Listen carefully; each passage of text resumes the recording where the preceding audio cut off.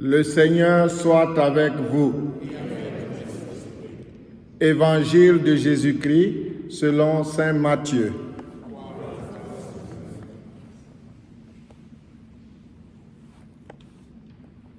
En ce temps-là, Jésus disait à ses disciples, « Ce que vous faites pour devenir des justes, évitez de l'accomplir devant les hommes pour vous faire remarquer. Sinon, il n'y a pas de récompense pour vous auprès de votre Père qui est aux cieux. Ainsi, quand tu fais l'aumône, ne fais pas sonner la trompette devant toi, comme les hypocrites qui se donnent en spectacle dans les synagogues et dans les rues, pour obtenir la gloire qui vient des hommes. Amen, je vous le déclare. Ceux-là ont reçu leur récompense. Mais toi, quand tu fais l'aumône, que ta main gauche ignore ce que fait ta main droite, afin que ton aumône reste dans le secret. Ton Père qui voit dans le secret te le rendra. Et quand vous priez, ne soyez pas comme les hypocrites. Ils aiment à se tenir debout dans les synagogues et au carrefour pour bien se montrer aux hommes quand ils prient. Amen, je vous le déclare, ceux-là ont reçu leur récompense. Mais toi, quand tu pries, retire-toi dans ta pièce la plus retirée. Ferme la porte et prie ton Père qui est présent dans le secret. Ton Père qui voit dans le secret te le rendra. Et quand vous jeûnez, ne prenez pas un air abattu, comme les hypocrites. Ils prennent une mine défaite pour bien montrer aux hommes qu'ils jeûnent. Amen, je vous le déclare, ceux-là ont reçu leur récompense. Mais toi, quand tu jeûnes, parfume-toi la tête et lave-toi le visage. Ainsi, ton jeûne ne sera pas connu des hommes, mais seulement de ton Père qui est présent au plus secret. Ton Père qui voit au plus secret te le rendra.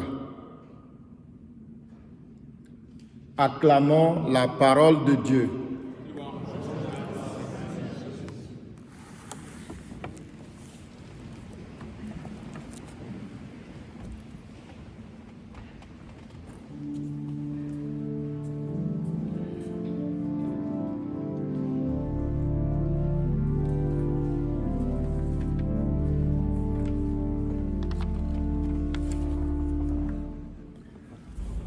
Il n'y a pas longtemps, par hasard, je suis tombé sur une revue qui parlait des voitures électriques.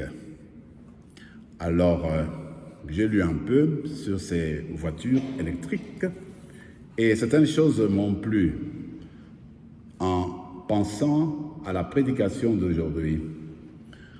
En tout cas, il semble dire qu'il faudrait faire attention, être toujours prêt à brancher le véhicule. Parce que s'il reste longtemps sans être branché, sans recevoir le chargement de batterie, eh bien, ça sera impossible de fonctionner avec le véhicule et aller où tu veux t'en aller. Moi, je me suis dit, tiens, regarde, en ce moment-ci, que nous commençons ensemble le temps, n'est-ce pas, de carême, nous tournons vers le Seigneur parce que nous disons, il faudrait que chacune d'entre nous se pose la question de savoir si nos batteries ne sont pas à plat. Si nous n'avons pas besoin de nous brancher. En fait, c'est toute l'Église aujourd'hui qui voudrait se rappeler que chacune d'entre nous voudrait vouloir se brancher de l'énergie dont on a besoin pour fonctionner comme des baptisés qui veulent marcher en suivant Jésus jusqu'au bout. Parce que sans cette énergie, nous ne pouvons pas commencer et travailler et faire le témoignage de notre vie de chrétien, chrétienne. Alors je me suis dit, mais en fait, ce qu'il faudrait, c'est brancher, prendre notre cœur, le brancher sur la parole de Dieu. Alors quand on branche notre cœur sur la parole de Dieu, l'énergie, la force de Dieu va venir entrer en nous et nous permettre, n'est-ce pas, de travailler dans l'événement, n'est-ce pas, du monde nouveau.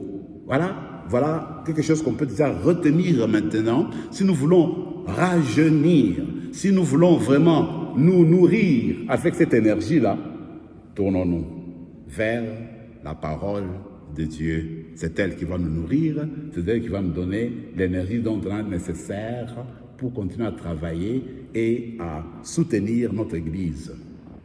Mais ce travail de branchement, ce travail de chargement de nos batteries, eh bien, ça va se faire durant 40 jours.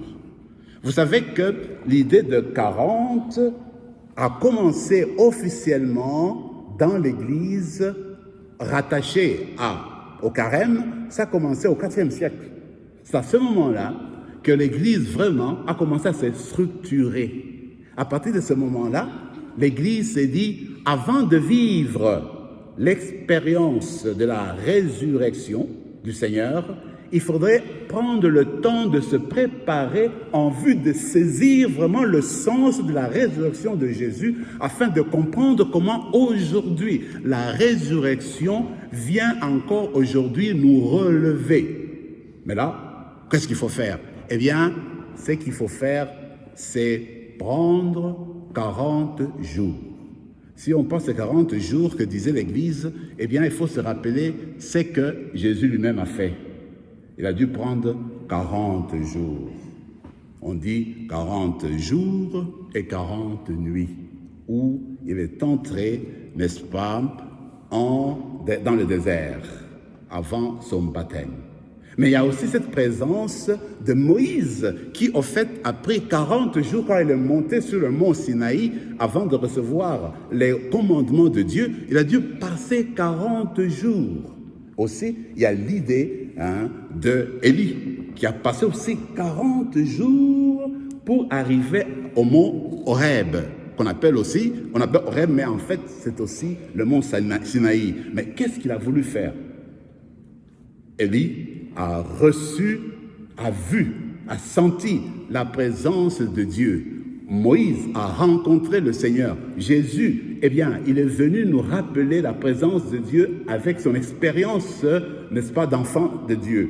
Ce que moi je me dis, nous aussi, alors que nous commençons ensemble le chemin de carême, eh bien, nous sommes appelés à prendre 40 jours. C'est 40 jours pourquoi? 40 jours pour le retournement intérieur, pour le changement intérieur. 40 jours pourquoi? 40 jours pour se rappeler que nous avons besoin de l'Esprit du Seigneur pour continuer à nous faire avancer dans nos exercices spirituels. Alors, voilà pourquoi nous avons besoin de 40 jours pour renaître, pour reprendre, recommencer. 40 jours. Alors, on dit 40 jours parce que c'est le temps, en fait, approprié, le temps arrêté en vue de reprendre la vie de l'amour avec Dieu et avec les amis qui nous entourent. Mais ce n'est pas tout. Bientôt, nous allons recevoir les cendres. Vous savez très bien que les cendres que nous utilisons ici dans nos écoles, parfois dans nos paroisses aussi, eh bien, c'est en fait, c'est venu des rameaux que vous connaissez, n'est-ce pas? On essaie de les brûler et c'est ça qu'on utilise pour se mettre, n'est-ce pas, sur le front. Mais ce que je veux dire, c'est que c'est au XIIIe siècle que l'Église a commencé à utiliser d'une manière officielle les cendres. Eh bien, encore une fois, l'Église est partie puiser dans l'Église est partie épuiser dans la Bible, je veux dire.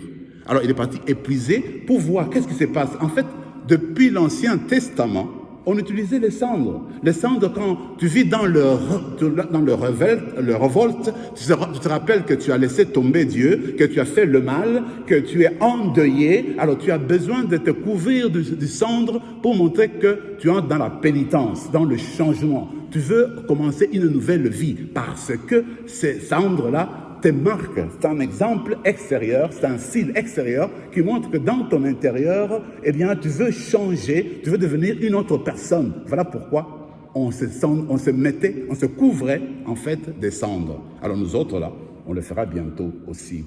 Mais vous savez, on raconte que François d'Assise, au XVIIIe siècle, lui, il menait sa vie à côté de Claire, qui sera plus tard responsable de Clarisse, des sœurs. Alors, à un moment donné, lui, François, était comme, moi je dirais, le père spirituel. Alors, un jour, Claire est partie le voir et dit, François, ça fait longtemps que tu n'es pas venu nous voir et puis nous donner un enseignement. Serait-il possible de venir ces jours-ci? Il a dit, oui, je viendrai. Voilà qu'un soir, François d'Assise part dans la communauté, il arrive, il s'assoit par terre. Et puis, il prend les cendres, il se couvre de cendres, tout le corps. Et puis, il commence à lire la Bible sur les béatitudes, sur l'évangile de béatitude de Matthieu. Il termine, il se lève en silence, il se retire et il part. Comme pour dire, en fait, tu reçois les cendres, mais il faut aller dans le silence, il faut essayer de réfléchir sur le contact avec Dieu. Alors, l'exemple que François nous donne, moi je la propose. Quand vous aurez les cendres, aujourd'hui, même demain, vous pouvez faire un exercice de silence dans votre cœur, à partir d'un texte biblique, sans faire beaucoup de bruit, mais tu te rappelles que tu as reçu les cendres en vue d'un changement intérieur et que tu veux montrer comment les choses peuvent changer aujourd'hui. Mes amis, pour conclure, moi je me dis, il y a des choses concrètes qu'il faudrait que nous fassions ensemble. Ce qu'il faut faire, c'est que les paroles que nous avons entendues aujourd'hui, les 3 lectures, même ce que je vous ai proposé, la première chose, il faut faire ceci.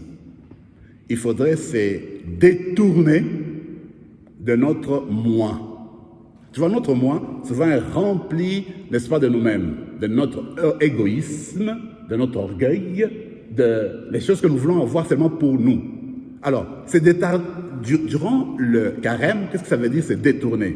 Se détourner, ça veut dire, moi là, je me détourne de mon moi qui pense toujours à moi. Je me suis détourné. Mais alors là, quand tu t'es détourné, maintenant il faut te tourner vers Dieu. Alors ça tourne vers Dieu. C'est que tu donnes, tu changes le changement, tu changes ce que tu avais dans le temps et tu commences une nouvelle vie. Donc tu rejettes le moi et tu accueilles Dieu. Voilà ce que nous allons faire ensemble durant ce temps de carême, voyez-vous. Alors le carême, qu'est-ce qu'il fait? C'est pour le renouvellement intérieur spirituel. Alors, ce renouvellement-là, nous allons demander l'Esprit Saint pour qu'il vienne nous aider ici dans notre communauté de la cathédrale, que nous puissions grandir ensemble et qu'on entre, n'est-ce pas, dans cet esprit pour continuer à grandir. Parce que quand on accueille la parole de Dieu en ce moment-ci, c'est qu'on voudrait que nous grandissions dans l'amour pour Dieu, la communion avec Dieu. En même temps qu'on entre dans la communion avec Dieu, on essaie de grandir dans la fraternité, la communion fraternelle. Voilà. les choses qu'on essaie de vivre, qu'on va essayer de vivre durant ce temps, voyez-vous, ce temps de carême qui est important pour vous et pour moi. C'est sûr que quand on vit cela, on va essayer d'approfondir le sens de la mort et de la résurrection de Jésus. C'est ce qui se trouve au cœur du carême. Quand nous essayons de grandir, c'est pour être transformés, devenir plus proche de Jésus, plus proche du Père, plus proche de nos frères et de nos sœurs.